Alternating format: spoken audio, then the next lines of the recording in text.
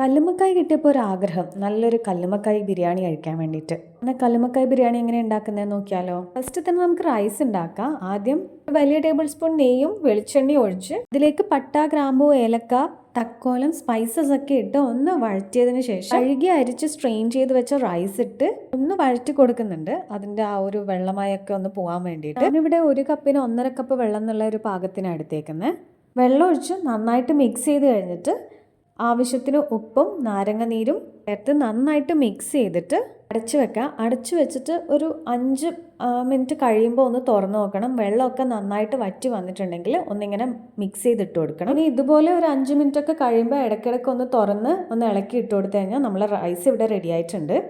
ഇനി നമുക്ക് കല്ലുമ്മക്കായുടെ മസാല എങ്ങനെയാണ് ഉണ്ടാക്കുന്നതെന്ന് നോക്കാം. കല്ലുമ്മക്കായ് പുഴുങ്ങിയെടുത്തതല്ല, അതിനെ ശരിക്കും തുറന്നിട്ട് അതിൻ്റെ ഇറച്ചി മാത്രം സെപ്പറേറ്റ് ചെയ്ത് എടുക്കുക ചെയ്തിട്ടുള്ളത്. ഇനി എടുത്താൽ ചിലപ്പോൾ അതിൻ്റെ ഒരു ടേസ്റ്റ് ഫുള്ളായിട്ട് നമുക്ക് കിട്ടത്തില്ല. അപ്പോൾ ആ കല്ലുമ്മക്കായിലേക്ക് കുറച്ച് ഉപ്പും മഞ്ഞളും മുളകും ഇട്ട് നന്നായിട്ട് മിക്സ് ചെയ്തിട്ട് ഒരു പാനിൽ കുറച്ച് വെളിച്ചെണ്ണ ഒഴിച്ചിട്ട് അതൊന്ന് 2 സൈഡ് നമുക്ക് ഫ്രൈ ചെയ്തെടുക്കാം.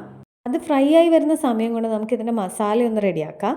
ഒരു 1-1.5 ഫുള്ള് വെളുത്തുള്ളിയും അതിൻ്റെ കൂടെ ഒരു കഷ്ണം ഇഞ്ചിയും 4-5 പച്ചമുളകും ഇട്ടിട്ട് ഒന്ന് പേസ്റ്റാക്കി എടുക്കുക. എന്നിട്ട് ഒരു പാനിൽ കുറച്ച് വെളിച്ചെണ്ണ ഒഴിച്ച് അതിലേക്ക് ഈ ഇഞ്ചി, വെളുത്തുള്ളി, പച്ചമുളക് പേസ്റ്റും കൂടി ഇട്ട് നന്നായിട്ട് ഫ്രൈ ചെയ്തിട്ട് 4 സവാള തിന്നായി സ്ലൈസ് ചെയ്തിട്ട് ഒരു ബ്രൗൺ കളർ ആവുന്നവരെ വഴറ്റി അതിലേക്ക് 1 തക്കാളി സ്ലൈസ് ചെയ്തിട്ട് ഒന്ന് വഴറ്റി അടച്ചു വെച്ച് കൊടുക്കുക. തക്കാളി ഒന്ന് ഉടഞ്ഞു വരട്ടെ.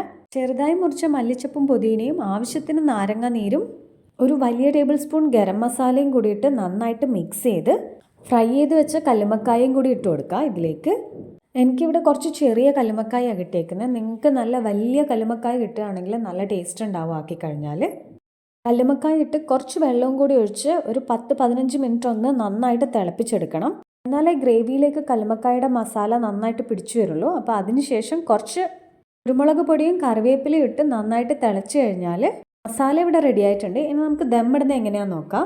അതേ വീട്ടിൽ ഫ്രൈ ചെയ്ത ഉള്ളി കുറവാണ് യൂസ് ചെയ്യൽ. അപ്പോൾ ഇവിടെ കളറിന് വേണ്ടിയിട്ട് കുറച്ച് മഞ്ഞളും റോസ് വാട്ടറും മിക്സ് ചെയ്തിട്ട് ആ സൊല്യൂഷൻ ഒഴിച്ചു കൊടുത്തിട്ട് ഗരം മസാല ഇട്ടതിന് ശേഷം നമുക്ക് മസാല ഇട്ട് കൊടുക്കാം. ഫ്രൈ ചെയ്ത ഉള്ളിയും അണ്ടിപ്പരിപ്പും കിസ്മിസും ഒക്കെ ഉണ്ടെങ്കിൽ ഈ സ്റ്റേജിലിട്ട് അതിൻ്റെ മുകളിൽ റൈസും കൂടി ഇട്ട് അതേ സ്റ്റെപ്പ് നമുക്ക് പിന്നെയും ഫോളോ ചെയ്യാം. കല്ലുമ്മക്കായ് കിട്ടിയപ്പോൾ പെട്ടെന്ന് ഉണ്ടാക്കിയ ഒരു റെസിപ്പി ആയിരുന്നു. അപ്പോൾ എല്ലാവരും ട്രൈ ചെയ്ത് നോക്കണം ഈ കണ്ണൂർ സ്റ്റൈൽ കല്ലുമ്മക്കായ് ബിരിയാണി. ട്രൈ ചെയ്തിട്ട് ഫീഡ്ബാക്ക് അറിയിക്കണം. Thanks for watching.